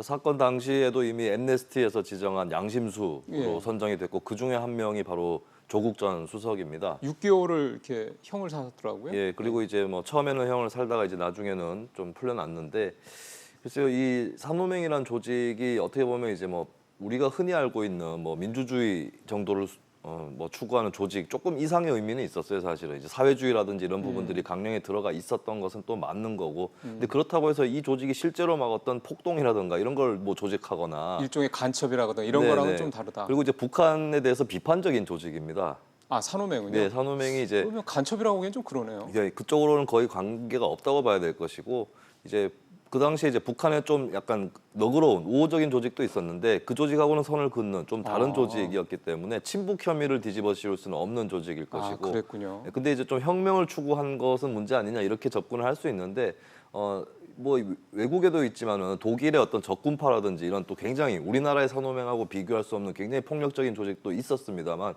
그 조직 출신 중에서 또 제도권 정치로 들어가서 또 나름대로 뭐 자신이 생각하는 진보 정치를 추구하는 그런 사례도 있었거든요. 그래서 이제 산호맹이라는 조직 자체는 그 당시에 노태우 정부라고 하는 굉장히 과도기적인 그런 상황에서 불거졌던 하나의 어떤 조직이다. 또 사건이다 이렇게 볼 수 있겠고, 그리고 이제 조국 전 수석이 입장을 표명을 했는데요. 산호맹의 경력에 대해서 자랑스럽지도 않지만 부끄럽지도 않다. 네, 이렇게 또 표명을 했습니다. 예. 그래서 이거 이제 또 이번 기회에 국민들 사이에서 뭐 지나간 역사이긴 한데 이런 산호맹과 같은 당시의 어떤 지하혁명, 비합법 조직에 대한 평가, 어디까지가 민주화 운동이고 어느 부분이 또 오류가 있었는지 이런 부분을 차분하게 또 검증을 하면 될 것 같습니다. 예. 산호맹 관련해서 이제 대표적으로 거론되는 사람들이 이제 백태웅, 뭐 박노해 이런 분들인데 네, 이 백태웅 지금 이제 미국에서 캐나다에서 교수 활동하신다고 들었는데 그렇습니다. 이 백태웅 교수 같은 경우는 한때는 보수당 쪽에서 보수 쪽에서 네. 그 영입을 하려고 했던 그런 인사였다면서요. 네, 그렇습니다. 그리고 산호맹 조직원들이 뭐 그 당시에도 무작정 어떤 뭐 무장혁명을 하거나 이런 게 아니라 진보 정당을 만들겠다라고 하는 구상이 들어가 있었고요. 지금 산호맹의 주요 인사들은 다들 제도권에 안착을 해서 나름의 활동을 하고 있습니다. 백태웅 씨는 뭐 법조계에서 활동을 하고 있는 것이고, 박노해 시인 본명 박기평으로도 알려져 있는데, 그렇죠. 예, 여기도 이제 시민운동 또 문화 중심적인 어떤 시민운동을 최근에 하고 전개를 계시고. 하고 있고, 예. 이따가 또 얘기 나올 수 있겠는데 은수미 성남시장도 성남시장이요. 네, 국회의원은 이미 진행, 네, 이미 제도권 정치를 하고 있는 인사입니다. 그러네요. 알겠습니다. 그리고 또 한 사람의 타겟이 한상혁 방송통신위원장 후보자라고 네. 하는데 이분은 이제 언론 그 시민 단체에서 이제 언론 그 활동을 되게 언론 뭐 그 개혁 활동이라고 해야 되나 이런 것들을 오랫동안 해오시던 분이다. 그래서 많은 분들이 왜 이분 참 우리 잘 모르는 분인데 왜 이 네. 사람이 한국당의 타겟이 되는 거지라고 궁금해하실 것 같습니다. 네, 왜 아마 그런가요? 이제 한상혁 후보자 개인이 특별하게 타겟이 된다기보다는 문재인 정부의 방통위라고 하는 아. 예, 그 존재, 기구 자체에 대한 어떤 견제 그리고 공격이라고 볼 수 있겠는데, 방통위에서 앞으로 여러 가지 사안들을 다루게 되어 있습니다. 당장의 한 후보자도 가짜 뉴스에 대한 철저한 대처 이것들을 강조를 했고, 대통령도 뭐 가짜 뉴스에 대해서 그렇습니다. 얘기를 했더군요. 근데 이제 야당, 특히 자유한국당 입장에서는 그 가짜 뉴스가 보수 유튜브라든지 이쪽, 그러니까 좀 자유한국당 예. 쪽에 친화적인 그쪽으로 좀 겨냥해서 정치적으로 좀 하는 거 아니냐, 이런 우려라든지 의심을 하고 있는 것이고, 또 앞으로 뭐 종편 재승인이라든지 그렇죠. 또 지상파 방송의 문제라든지 이런 것들을 이쪽에서 다루기 때문에 일단은 이제 한상혁 후보자의 개인적인 어떤 특성을 떠나서 방통이라는 이 기구의 특징에 맞춰진 자유한국당의 공격이 있는 것이죠. 근데 방통위는 사실은 전 정부죠. 뭐 예를 들어서 이제 보수 정부였던 이명박 정부, 박근혜 정부 때도 또 사실은 그때 야당이었던 뭐 민주당 쪽 그쪽에서도 굉장히 뭐 어떤 그 공정성 문제 이런 부분에서 굉장히 뭐라 할까요? 비판의 목소리를 계속해서 견제했었던 그쪽 그런 기관인데 네. 이 정권이 이를테면은 뭐 어떤 뭐 이렇게 바뀔 때마다 계속해서 방송통신을 이렇게 도마 위에 오르는 이유가 있을 것 같습니다. 일단 구조적으로 한국의 정치가 좀 성숙하지 않았다는 측면이 있겠죠. 아직까지는 수평적 정권 교체, 선거에 따른 정권 교체라는 것이 3번 정도 경험을 했기 때문에 그렇죠. 공수교대, 여야 교대될 때마다 입장이 좀 달라지는 그런 부분이 있는데, 이제 오히려 야당 입장에서도 당신 여당 편이지 이렇게 접근할 것이 아니라 여야 사이에서의 어떤 공정성, 또 방법적인 어떤 중립성, 객관성 이런 부분들 어떻게 담보할 거냐, 이쪽으로 좀 더 접근하는 것이 맞지, 이제 남들이 보기에도 자신들이 유리한 쪽을 지키려고 한다, 이런 차원에서 접근해가지고 검증하는 것은 또 다른 진영 논리일 뿐이다라는 지적을 받을 겁니다. 그래서 이번 기회로 진짜 여당이든 야당이든 간에 그냥 성숙하고 이제 조금 더 높은 가치, 글쎄요. 진영 논리나 당파성이 아닌 객관성이나 중립성 내지는 이제 공정성 이런 것을 누가 더 잘 담보하고 있느냐, 예. 이 싸움으로 좀 가야 되지 않을까 싶습니다. 예, 우리처럼 상권 분립이 확실한 나라에서 사실은 예를 들어서 뭐 사법부의 판결도 우리 쪽에 마음에 안 들면 사법부도 뭐 네. 공정성에 문제가 있다. 물론 사실 양승태 대법관 시절에는 좀 그런 여지가 분명히 있긴 합니다만 현재 네네. 뭐 드러나고 있는 거니까 그거는. 그러니까 특히 방송통신위원회 같은 경우는 미국으로 따지자면 미국의 FCC 같은 게 우리의 이제 방송통신위원회 같은 역할을 하는 데인데 거기는 상당히 그 독립성이 엄격하게 규정이 돼 있다고 하는 거에 비하면 글쎄요, 방통위도 이제 그렇다면 네. 이제 뭐 다음 정권 가더라도 계속해서 이렇게 휘둘리지 않을 수 있는 방법을 한번 차제에 좀 감안을 좀 해야 되지 않을까 그렇게 생각이 좀 들어서 오늘 그 방통위에 관련된 말씀을 좀 하나 더 여쭤봤습니다. 자, 이제 이런 야당의 공세에 대한 민주당의 대응을 좀 볼까요? 일단은 민주당은 뭐 당연히 조국 후보자 지키기에 뭐 아주 뭐 굉장히 적극적이다 이렇게 봐야 되겠죠. 그렇습니다. 뭐 민주당 내부에서 조국 전 수석을 뭐 정치인 또 행정가로서 어떻게 바라볼지는 조금 결의 차이는 있을 수 있겠습니다. 어떤 인사들은 조 전 수석 SNS 좀 심하긴 하다라고 뭐 우상호 의원 같은 경우 그렇게 얘기를 하긴 했었는데 그렇지만 내부적으로도. 어쨌든 조 전 수석이 밀려버리면 이것은 그 한 명의 후퇴가 아니라 민주당 그리고 문재인 정부 전체의 후퇴일 그렇죠. 수 있기 때문에 이번에 결코 밀리지 않는 청문회를 준비를 하고 있을 것으로 보입니다. 예. 이제 뭐 청문회가 열리게 되면 이제 양당에서 이제 어떤 식으로 이제 뭐 검증을 하는지 이제 우리 국민들께서 객관적으로 저게 이제 말이 되는 검증인지 아니면 말도 안 되는 공세인지 이런 부분들 아마 확인하실 수 있지 않을까 생각이 좀 듭니다. 자유한국당 정미경 최고위원이요. 문재인 대통령에게 현재 한미 한일 관계가 문 대통령의 자작극이 아니냐 이런 또 발언을 해서 이게 뭐 논란이 안 될 수가 없죠. 이 정 의원이 왜 이런 얘기를 한 걸까요? 이번에도 또 인용의 형태를 좀 빌고 있긴 한데요. 인용? 네, 지난번에도 이제 세월호 한 척 뭐 이런 얘기 했을 때도 네티즌 댓글이다라는 식으로 해서 인용을 했었고 이번에도 공로명 전 외무부 장관 김영삼 전부 때 외무부 장관을 지내셨던 분이죠. 그분이 하신 말씀을 가지고 이제 인용한다면서 하는 얘기가 지금 문재인 정권의 이 일련의 어떤 대일 관계라든지 최근의 사건들에 대해서 자작극처럼 보인다. 뭐 이렇게 말씀을 하고 계신다라면서 그것을 또 인용하는 형태인데 이제 적극적으로 따오면서 자신의 주장이죠 사실상 그렇게 얘기를 한 것이고 이 얘기는 마치 지금 현재 사태가 문재인 정부의 어떤 지지율이라든지 민주당 지지율을 올리는데 굉장히 용이한 그런 사태가 되고 있고 그것을 뭐 자작극처럼 문재인 정부가 결국에는 뭐 유도하거나 벌인 것이다. 이런 식으로 해석을 하고 있는 거죠. 그러니까 국민들 입장에서 봤을 때는 사실 지금의 특히 이제 일본 문제와 관련된 국민들의 정서를 봤을 때는 저런 식의 그게 뭐 본인의 생각이든 진짜 뭐 예전 그 공직자의 말을 갖다가 인용을 한 거든 간에 인용 여부를 떠나서 어쨌든 국민들이 현재 어떤 분위기 정서상으로 봤을 때는 별로 한국당한테 도움이 안 될 만한 내용이 아닐까 싶어서요. 그렇습니다. 상식적으로 이렇게 긴장감이 넘치는 사태가 되었고 국민들이 많이 분노를 해서 일본에 대해서 일본산 제품에 대해서 불매운동까지 열띠게 벌이고 있는 상황인데 그것을 그 위험을 무릅쓰고 정권이 자작극처럼 벌이거나 유도를 했다. 이것은 상식적으로 말이 안 되는 것이고 그리고 이제 이 주장, 일본에 대한 주장뿐만 아니라 더 이어나가서 미국에 대해서도 정미경 최고위원이 얘기를 했는데 뭐라고 그랬습니까? 문재인 정부가 이제 방위비 분담금이 높다. 이런 얘기를 하면서 차라리 철수해라는 식으로 유도를 해가지고 미국이 스스로 주한미군을 철수시키게끔 하는 작전이 아닌가. 이것이 자작극의 핵심이 아닌가. 이런 얘기를 하고 있어요. 그거는 정미경 본인의 얘기인가 보군요. 인용이 아니라. 예. 근데 이제 결국에는 일본의 어떤 시나리오가 있고 그것이 미국에 관한 시나리오로 연결되는 것이다. 그게 이제 절정이다, 핵심이다 이렇게 표현을 하고 있는 건데 상식적으로 문재인 정부가 지금까지 주한미군 철수해도 된다, 해야 된다 이런 얘기를 한 적이 없습니다. 뭐 문정인 외교안보 특보가 한미 동맹 자체에 대해서 좀 약간 나중에는 좀 조정돼야 될 것이다. 뭐 이렇게 좀 큰 틀에서 얘기한 것 정도지. 미군을 지금 뭐 정권 임기 내에 철수를 시킨다거나 이런 게 전혀 아니고 오히려 좀 더 붙들어가지고 이제 북미 대화도 풀어야 되고 어떻게 보면은 최근에 진보 진영에서 비판은 문재인 정부가 반일 드라이브를 하면서 미국에 대해서는 굉장히 좀 할 말을 못한다. 저자세다라고 오히려 진보 진영에서 얘기하고 있는 상황이거든요. 그래서 이것은 이제 시중에 유행하는 말로 뇌피셜이다. 뇌피셜이 뭡니까? 그러니까 이제 뭐 자신의 뇌 내에서 지어낸 말이다. 이 정도 수준이기 때문에 이거는 뭐 어느 당이 됐든 간에 이런 발언을 하는 것이 정치인의 태도에서는 안 되겠습니다. 사실 문재인 대통령은 지난번에 쥐소미아 논란이 있을 때도 한미 간의 동맹에 기본적으로 상당히 기본으로 두고 있다 이런 식으로 한미 동맹의 중요성을 이미 얘기를 뭐 한 바가 있어서요. 뭐 그동안에 뭐 북미회담 또는 이제 남북 회담을 할 때도 마찬가지였고요. 그래서 그 부분에 대해서 문재인 대통령이나 뭐 현재 청와대나 정부 쪽에서 뭐 주한미군 철수라든가 이런 부분을 그렇게 얘기는 저도 사실은 한 번도 좀 보지 못해서 어쨌든 그렇게까지 얘기가 지금 우리 정미경 최고위원이 하셨다라는 말씀까지 좀 들어보겠습니다. 홍준표 의원도 계속해서 문재인 대통령에 대해서 비판의 수위를 높이고 있다고 그러더군요. 뭐 전략입니까? 어떻게 봐야 됩니까? 그래서 SNS에서 또 계속 포스팅을 하고 있는데 주로는 사실 자유한국당 지도부라든지 이쪽을 비판하는 발언도 많이 있었어요.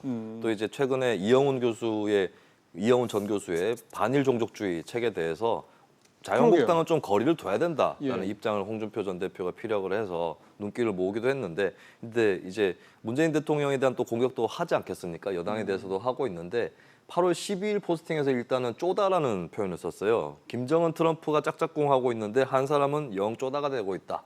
그 쪼다가 이제 그 문재인 쪼다가? 대통령을 일컫는 예, 건데 예, 예. 거기에 대해서 좀 막말이라는 비판이 나오니까 8월 13일 다시 SNS에 글을 올려서 어제 참아해서는 안 되는 말을 해버렸다. 쪼다라는 말이다. 이렇게 한 번 조금- 더 했네요. 네, 저렇게 얘기하면서 한 번 더 한 것도 있고요. 그리고 이제 자료화면에 나오는 저 글귀 뒤에 나오는 건데 막판에는 쪼다라는 말밖에 나올 수가 없었던 거다. 쪼다짓 하지 마라라고 다시 한번 쪼다라는 표현을 또 씁니다.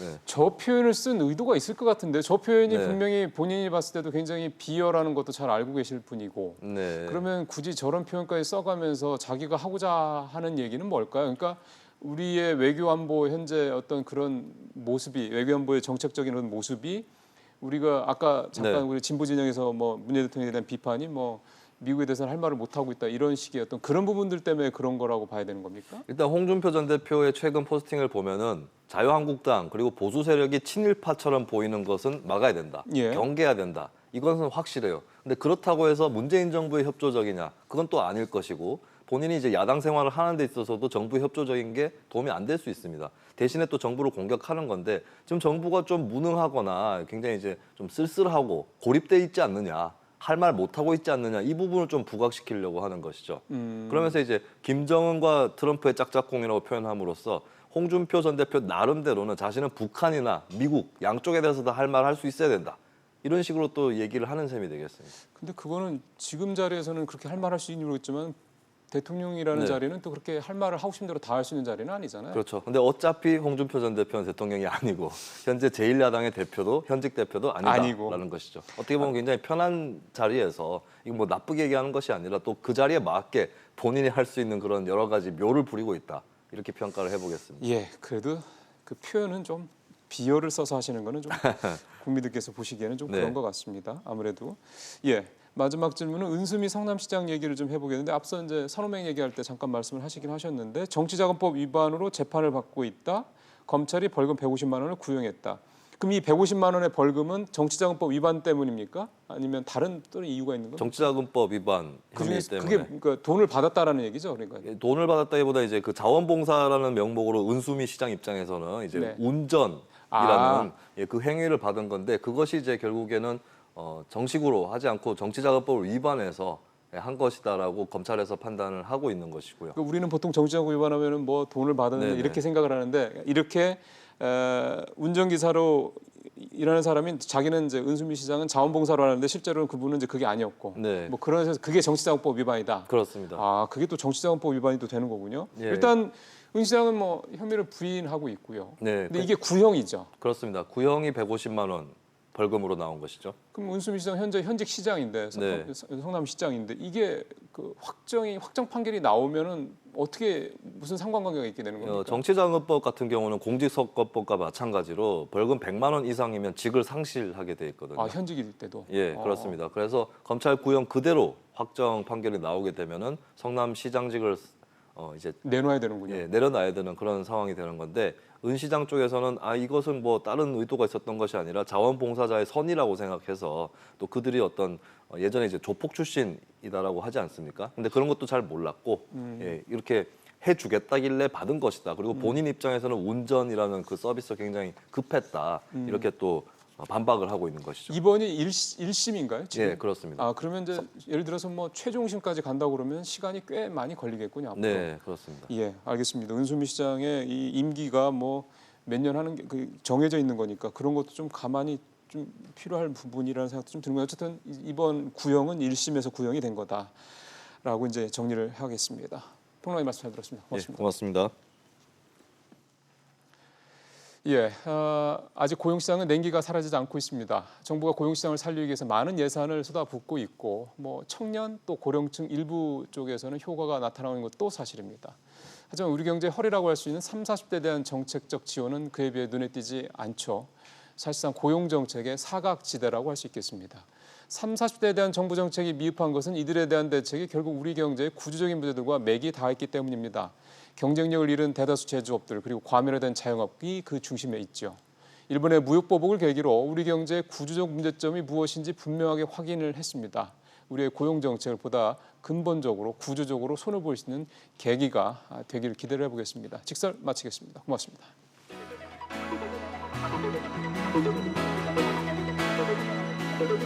Thank you.